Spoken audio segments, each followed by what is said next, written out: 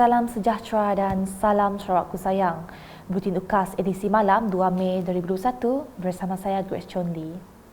Berita utama, kerjasama dan bantuan daripada Kerajaan Persekutuan kepada Kerajaan Sarawak amat penting dalam memastikan komuniti usahawan di Sarawak tidak ketinggalan dari sektor pemberkasaan ekonomi.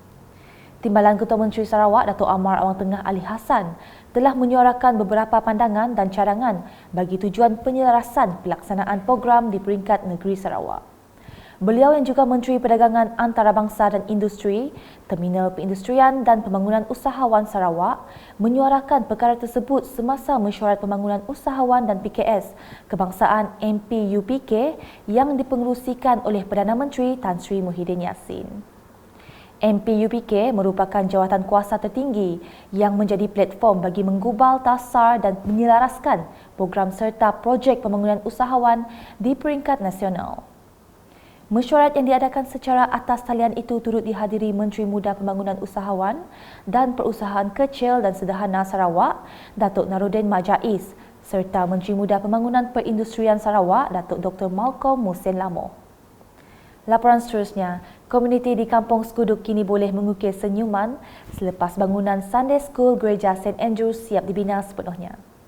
Menteri Muda Pemodenan, Pertanian, Tanah Adat dan Pembangunan Wilayah Sarawak merangkap Adun Tarat Datuk Roland Sagahwi In telah merasmikan bangunan tersebut pada Sabtu.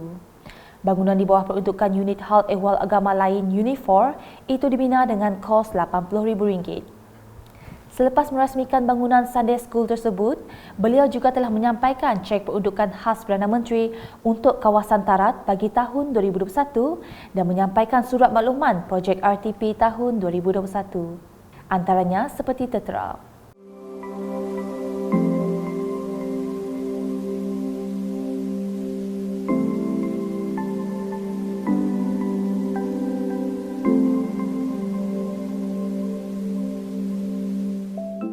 Selanjutnya pula, pembangunan sekolah dan rumah-rumah ibadat di Dun Repok sentiasa diberikan perhatian yang sewajarnya oleh wakil rakyatnya Datuk Sri Huang Tiong Si demi manfaat rakyat di kawasan tersebut. Memberi contoh projek naik taraf Gereja Metodis Yin Sung, Datuk Sri Huang berkata, beliau akan memastikan projek transformasi luar bandar RTP tersebut dilaksanakan mengikut jadual dan spesifikasi ditetapkan oleh agensi pelaksana. Justru semasa melawat tapak projek itu pada Sabtu, beliau menyeru kerjasama antara Majlis Daerah Sarike dengan pihak gereja supaya projek ini boleh dimulakan dengan secepat mungkin. Menurut Datuk Sri Huang, sebanyak RM200,000 di bawah projek RTP tahun 2021 diperuntukkan bagi menaik taraf gereja berkenaan. Manakala di Saribas, gandingan kedua-dua wakil rakyat ahli parlimen dan Adun akan memastikan kesinambungan pembangunan rakyat di kawasan berkenaan. Ahli Parlimen Betong, Datuk Robert Lawson Chuat berkata, beliau akan terus membantu Adun Saribas Muhammad Razi Sitam dari segi keperluan projek pembangunan di kawasannya. Beliau memberi jaminan itu semasa majlis penyerahan cek sumbangan kepada Jawatan Kuasa Kemajuan dan Keselamatan Kampung JKKK Melayu Dun Saribas pada Sabtu. Sumbangan berjumlah RM200,000 itu diserahkan kepada 22 JKKK di bilik gerakan PBB Saribas sempena sambutan Hari Raya yang akan datang. Datuk Robert Lawson juga berharap penduduk di Saribas kekal memberi sokongan padu kepada Muhammad Razi semasa pilihan raya nanti demi kelancaran pelan pembangunan di kawasan itu. Dalam pada itu, Muhammad Razi berharap penerima sumbangan dapat menggunakannya demi kebaikan bersama dalam keadaan menitik berat prosedur operasi standard SOP mengekang penularan COVID-19 semasa menyambut Hari Raya. Pada program yang sama, Robert dan Muhammad Razi turut berbincang bersama JKKK Kampung Melayu, Debak, berkenaan projek skim pembesaran kampung.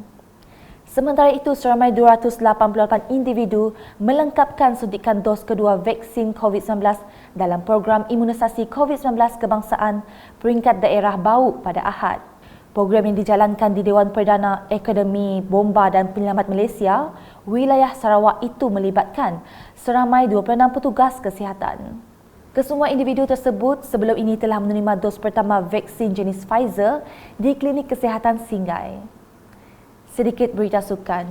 Jaringan tunggal penyerang berpengalaman Nur Syahrul Idlan Talaha sudah cukup untuk melonjakkan Sarawak United FC SUFC kembali merampas takhta Liga Premier 2021.